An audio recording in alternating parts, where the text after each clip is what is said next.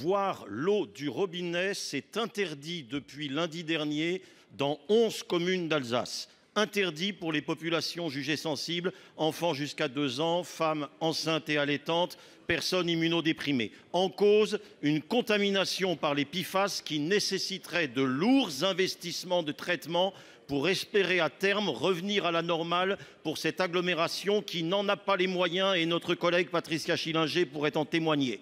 Qui est le pollueur? Sans doute l'aéroport de Bâle-Mulhouse et les mousses anti-incendie qu'il a longtemps utilisées. Ça n'est pas isolé.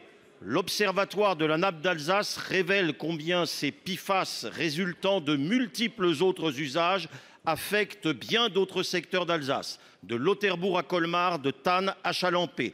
Cette situation alsacienne est un symptôme avant-coureur des dégâts des PFAS pour les milieux, pour la santé et par conséquent, chers collègues, pour nos collectivités en obligation d'agir pour la qualité de l'eau.